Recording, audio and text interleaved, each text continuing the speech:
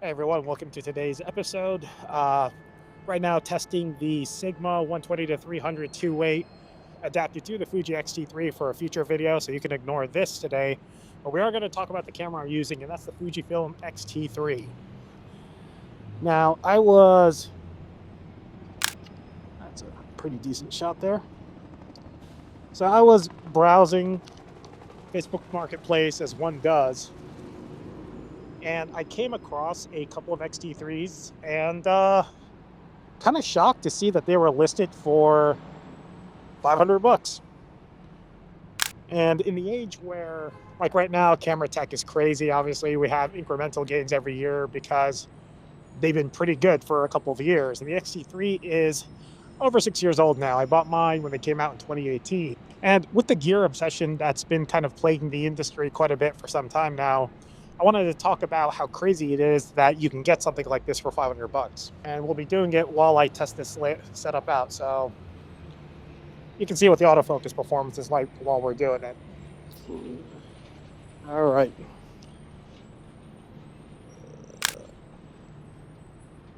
So let's get out of the way. The running joke with Fujifilm is the autofocus. It's still a joke nowadays, like it's the butt of the joke, kind of like how Ford wasn't able to escape criticism with the Ford Pinto. After, rightfully so, people burned alive. And so the acronym became like Ford, found on road dead, the reliability issues, all that.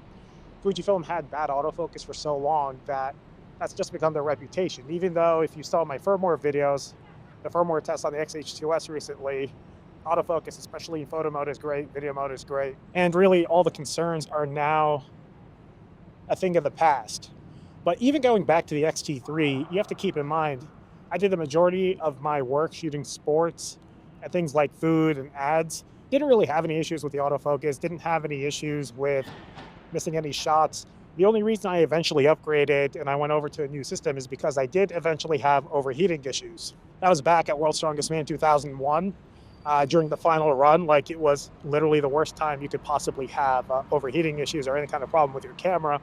The Sacramento sun was beating us down and everyone's cameras were overheating, but my X-T3 specifically were overheating. So I eventually pulled the trigger after that and invested in the Canon R5Cs when those were announced. This is also a good time to announce something that's coming out at the same time. It's the Lens Layer podcast, and I'll link to that in the card above and in the description below. And this is going to be a podcast where I talk about camera adjacent things, like not necessarily equipment. That's what this channel's for, because it's a lot of fun. But more of things that go on in the professional space, and interview a bunch of people as well, because most people don't know professionals in the space. And I think it will be a lot of fun and open a lot of eyes. And of course, every now and then we'll talk about equipment, but the majority of gear talk is going to be on this channel. Let's face it, this thing is heavy right now. It's killing me, but the Sigma 120 to 300 is less than half the price of the 200 f2, and you get adjustable focal length. There are some quirks with the lens itself, but we'll save that for the full video later. There's that weird little island in New York that I drove past the other day. I don't even know what that is. When you get past all the internet hype and the weird chart test when it comes to autofocus, that is a hard thing to get past nowadays, since it's really all everyone's talking about. What an ugly building. Hold on. We need a close-up of that one. What is that thing? That is horrendous. Also, it's really cold, by the way. And this lens is really heavy and giving my shoulder a workout, surprisingly. With all the obsession of gear and like the prices have just become astronomical nowadays, where even something honestly like the XH2S, Fuji was always viewed as a more budget-friendly brand. That is not a cheap camera. At $2,500, plus you get things like the grip and the cards and the lens, and you're easily $3,500 to $4,000 in, especially for those who are just getting into it. Right there. That's all right. The costs are just abhorrent. And like I said, when I saw this for $500, you have to keep in mind, let's see if this will track some geese. What? Can't even see them. Where are you? Are they doing anything cool there? Probably not. That guy is. Hey, buddy.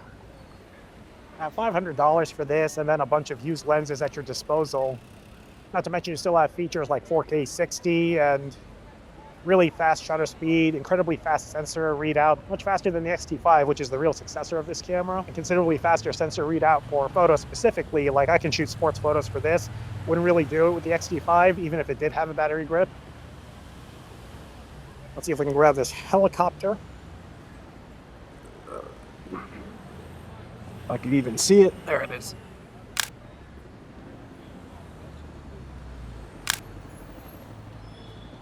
This is kind of why I'm launching that podcast. It's to tell people to not fall into the trap that I and a lot of others did, where we just became obsessed with equipment rather than investing in our education and our gear and maybe using some of that money for gear for less tangible things like travel to different locations or potentially lessons or doing spec work or shooting things that don't make you money that are free, but they're learning experiences and things along those lines. Had I not run into that overheating issue at World's Strongest Man, I would still be shooting on a pair of X-T3s because there is I didn't really have any other reason to upgrade.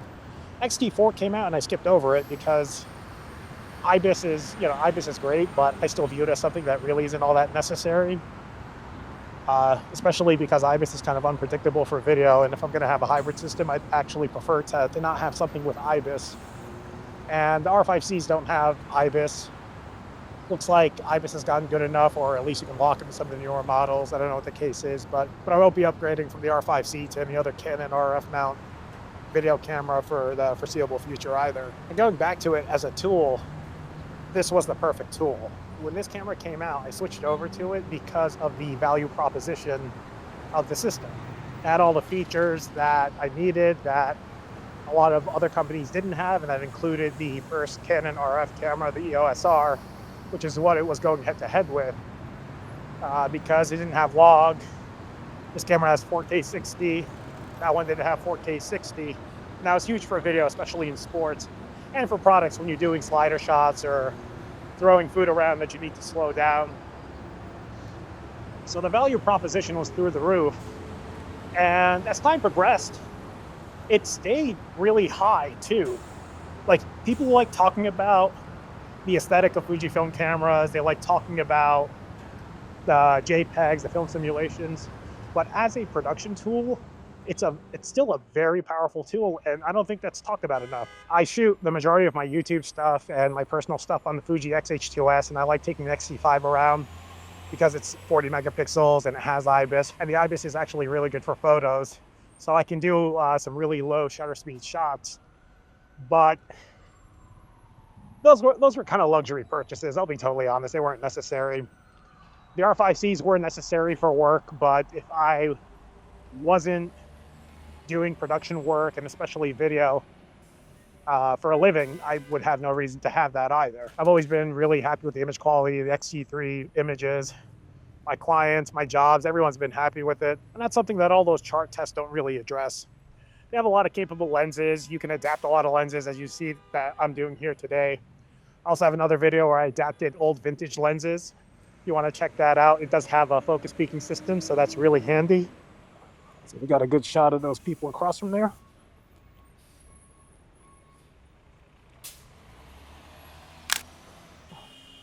I'll see what that looks like. It's still a lot of fun, but this one, I really don't bring it out nowadays because it's more of a, kind of like a keepsake at this point. Since I really did I did photo and video for a living prior to the X-T3 purchase, but I became a production artist. But I actually became a production artist after buying this, where it was what I did every day, where I was known for it, where I was hired internally by a company to produce all their assets for the United States for it. So I do have that emotional attachment to the brand, but especially this particular X-T3. My fingers are starting to get cold and we're starting to lose light. But right now, you can see now, this is like an aftermarket lens with an aftermarket, and even now, over 6 years later, This is an aftermarket lens. It's got an aftermarket adapter on it. Autofocus seems pretty good from what we're doing here. Kicks here, 6.5 years almost after the fact, after it came out. It's still a very capable camera that, for photo especially, can compete with all flagships nowadays.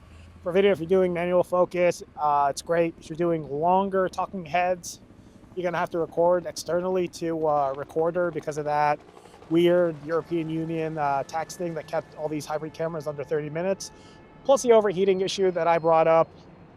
And those are some really specific use cases. So like, if you don't have to do either one of those, then it doesn't matter. Like an X-T3 in the US is like $1,700 or something.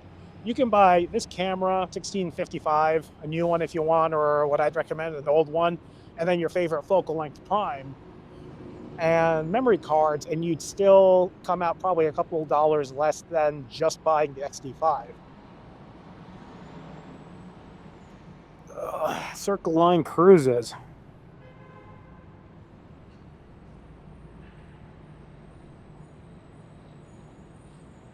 I wonder if it does all that racking because my fingers are cold.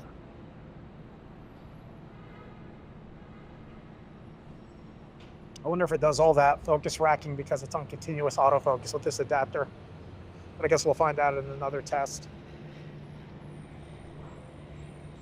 That's a cute little shot. So yeah, one of the hard things about making videos on this channel is that, like, what's the big YouTuber dream, like camera YouTuber specifically? It's you put affiliate links and people will buy from there and you get some kickback and you get some AdSense. But the thing is, like, it's a lot of money. It's a lot of money to invest in. We're all going to make mistakes when it comes to purchasing equipment. I should probably do a video on equipment I regret purchasing. And I really can't stand it, even more so nowadays. The influencers that really hype up a product for you to buy, saying it's going to be a game changer, because unless it offers something drastically different from what you have or what a previous iteration is, it's not going to be a game changer. And that's going to be a topic for another video. Or maybe the podcast. See that little clock tower looking thing there? Lackawanna Station. I wonder if I can make it there before it gets too dark. So yeah, X-T3, 6.5 years later, still an incredibly good buy. Still a very powerful video camera. Still a very competent photo camera, on par, I'll say it, on par with flagships. I mean, it doesn't have 4 million point autofocus like the new Sonys and Canons do, but 20, 30 years ago, a professional camera was something that shot at like 3.5 frames per second. And a camera doesn't lose its pro features as it age. Like, its status doesn't change. It's just like pro features will be added. Like, it's still a very rugged weather sealed body. It still produces the same great images that it did in the past. It's just that now you can get it for $500 instead of, I think it was like $1,500 when it came out, maybe with the kit lens. And it still has all like the same features that the X-T3 has now and all the other Fuji cameras, as far as like bracketing, focus bracketing, exposure bracketing, film simulation bracketing, continuous shutter, the double exposure. Definitely has the double exposure. Another boat. Oop, I keep hitting the focus clutch instead of the zoom. This microphone was upside down the whole time, so I hope it picked me up. Yeah, if you're in the market for a new camera, maybe don't be. Maybe be in the market for a used one and let it be this, because I don't know how the X100V is still over $2,000 when this is just a much better camera all around. And if you get the pancake lens, like the 27 pancake lens, it's about the same size anyway. That's got the coolest shot. That's my style of including people in street photography. I just like them accenting the place. Consumerism really has done a number on the industry in general, It's more so for enthusiasts than professionals, but we do have to start the conversation and speak about how the constant upgrades and constantly spending money on equipment is not the path to moving forward. So much so, I know people will say things like, if you buy something and it inspires you to go shoot, it's a good purchase. I think that's a load of nonsense. That's a dopamine hit, and any dopamine hit, any purchase that's just a dopamine hit is just, I think that's a mark of a bad investment because those go away pretty quickly. Now, sitting 40 minutes in traffic to actually get here and missing sunset, that was still worth it for a couple of shots here. And now I know how this lens performs even more so. So when I do my actual review of this adapter specifically, probably on the XH2S, it'll be a pretty good video. I do have some things coming up on this channel as far as like equipment reviews and trying out some quirky setups coming up, but also definitely check out the podcast. I think it's going to be a lot of fun. First episode is going to be just me talking, and the topic is going to be when to know that it's time to upgrade your equipment, along with the signs like of how you know you shouldn't be doing it. So another thing I don't like is overly technical reviews, because I feel like real world applications are important. As after 6 years, we got some real world data on this camera specifically. And that data is likely that, it's pretty damn good. Yeah, lower the shutter a bit.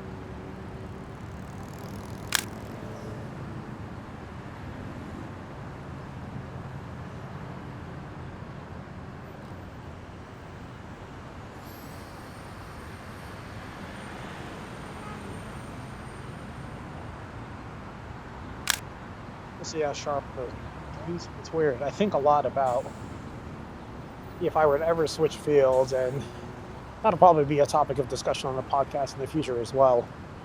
But if I were to ever switch fields and I just decided to sell all my equipment and just keep stuff for personal use, what would it be? You would think that the X-T5 would easily win over the X-T3, but that's not necessarily true, because it still holds some advantages over the X-T5.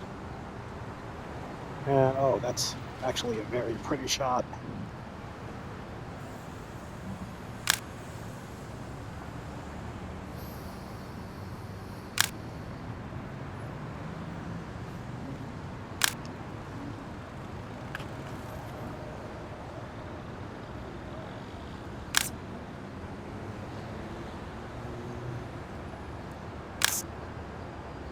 Building.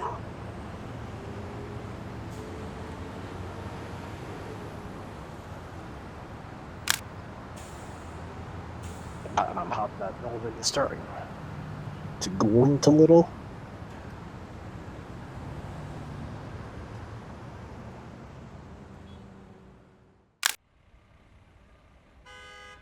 As usual, if you have any questions, let me know in the comments below, and I'll catch you guys at the next one.